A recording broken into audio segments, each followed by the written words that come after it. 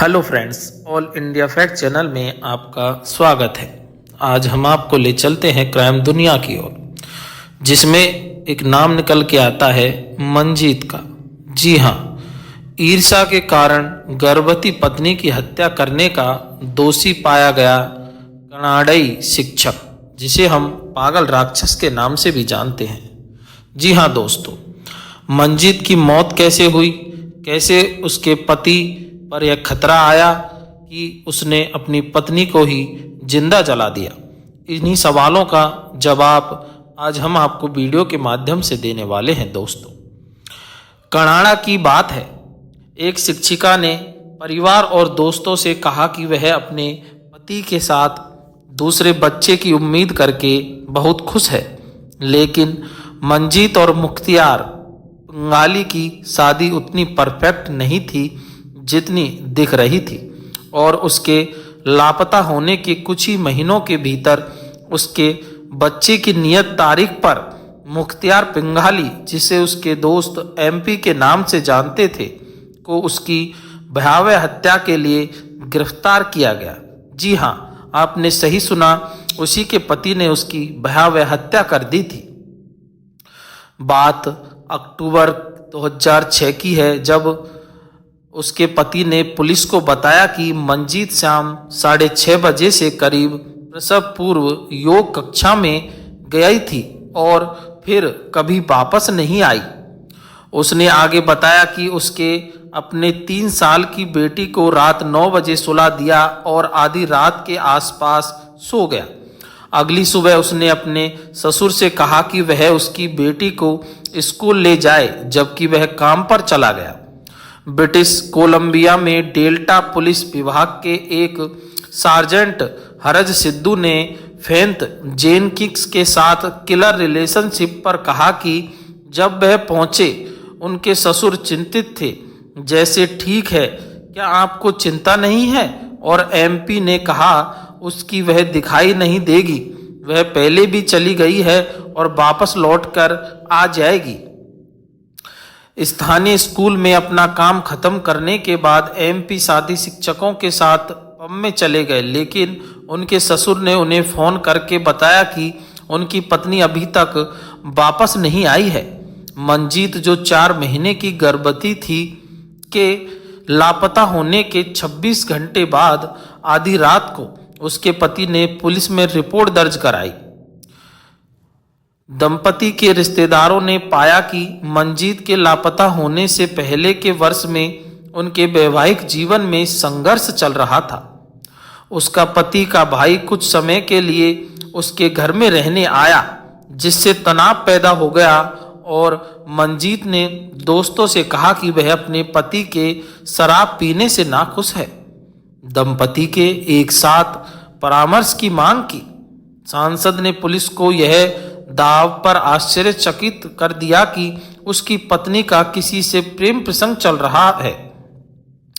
सिद्धू ने कहा, उसने कहा कि मुझे लगता है कि वह वास्तव में अपने हाई स्कूल के दोस्त टोनी फुनल के साथ मिलकर मुझे धोखा दे रही है। वह लगभग यह संकेत देता रहा, हाँ, वह शायद टोनी के साथ है, जहां तक मुझे पता है। फुनैल और मंजीत दूसरे को सालों से जानते थे, और हाँ, जाकि दोनों शादीशुदा थे, लेकिन हाल ही में वे सोशल मीडिया पर भी फिर से जुड़े और दोस्ती की। उसके पति ने पुलिस को यह सब बातें बताई, तथा उसके पति ने पुलिस को बताया कि दोनों डिनर, और उसने बताया कि उसकी पत्नी उसे धोखा दे रही है। कांस्टेबल लिंडसे और रूपेग ने पेश जेनकिंस के साथ किलर रिलेशनशिप पर कहा, उसके पति ने मुझे बताया कि इस नए बच्चे के साथ गर्भवती होने में उन्हें 1 साल से अधिक का समय लगा। उन्होंने कहा कि एक समय पर मंजीत ने उन पर चिल्लाते हुए कहा, मुझे पता है, मेरे पास ऐसे और भी लोग हैं जो मुझे गर्भवती कर सकते हैं। हालांकि टोनी फुनल ने मंजीत के साथ किसी भी तरह के संबंध से इनकार किया, लेकिन पुलिस को एहसास हुआ कि संबंध की धारणा भी उसके पति के लिए अपनी पत्नी की हत्या की मंशा पैदा करने के लिए पर्याप्त हो सकती है। सिद्धू ने कहा, इसमें बहुत कुछ लोगों की धारणा यह निर्भर करता है समुदाय क्या सोचेगा, और अगर लोगों ने टोनी और मंजीत को किसी रेस्टोरेंट में देखा तो आप जानते हैं उसके पति जैसे किसी व्यक्ति के लिए यह शर्मिंदगी बर्दाश्त करना बहुत मुश्किल है। तारीख 23 अक्टूबर 2006 को लापता होने की रिपोर्ट के 5 दिन बाद मंजीत पिंगाली का शव उसके घर से लगभग 20 मील दूर मिला। उसकी मौत का कारण गला घोटना था और उसकी मौत के बाद उसके शरीर को बुरी तरह जला दिया गया था। उसी दिन उसका वाहन उसके घर से लगभग 6 मील दूर पर पाया गया। कार से उसका पर्स और फोन गायब था। पुलिस ने बच्चे का पैतृक परीक्षण कराया और पता चला कि उस एमपी ही उसका पिता है। पुलिस ने निर्धारित किया कि जिस रात मंजीत पिंगाली लापता हुई थी वह शाम 6:30 बजे अपनी योग कक्षा में आई थी तथा 8:30 बजे कक्षा से चली गई। जांचकर्ताओं ने सड़क पर निगरानी के सैकड़ों घंटों के वीडियो का सर्वेक्षण किया ताकि पता यह लगाया जा सके कि उसके जाने के बाद उसके साथ क्या हुआ। पिंगाली के घर से कुछ ही ब्लॉक दूर स्थित शेवरॉन गैस स्टेशन का एक वीडियो जांच में अहम साबित हुआ। दोस्तों, इसमें दिखाया गया कि जिस रात उसकी पत्नी लापता हुई उस रात करीब 12:15 बजे उसके पति गैस स्टेशन में दाखिल हुआ और उन्होंने अखबार और लाइटर खरीदा। डेल्टा पीटी के सार्जेंट गाय लीसन ने फेथ जेनकिंग्स के साथ किलर रिलेशन पर कहा कि यह बहुत बड़ी बात थी। यह निश्चित रूप में गेम चेंजर था। उसे आग जलाने के लिए उन वस्तुओं की आवश्यकता थी। मंजीत पिंगाली के सेल्स फोन रिकॉर्ड भी मामले में अहम भूमिका साबित हुए हैं।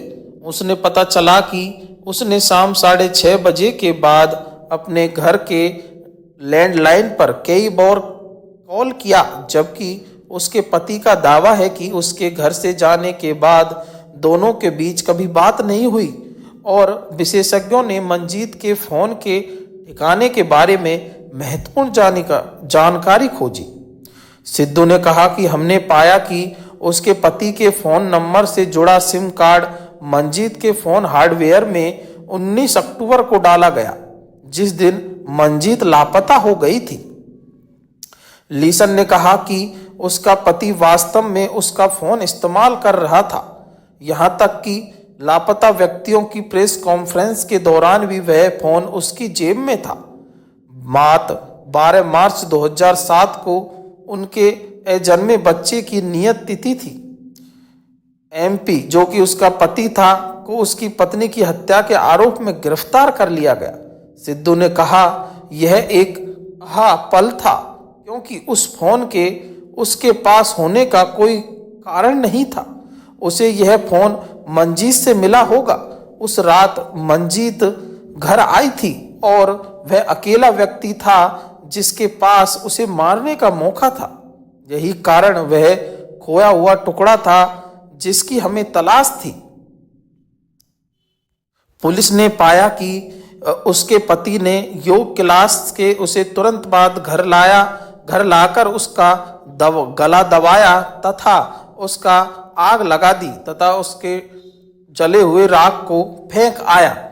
बात नवंबर 2010 में मुख्तार पिंगाली पर ब्रिटिश कोलंबिया सुप्रीम कोर्ट में हत्या का मुकदमा चला। लीसन ने कहा कि हमारा मानना था कि वह एक ईर्ष्यालु था। उसे लगता था कि उसका किसी से संबंध है। जब वह योग से लौटी तो किसी तरह का झगड़ा हुआ। उसने उस पर हमला किया और उसे मार डाला।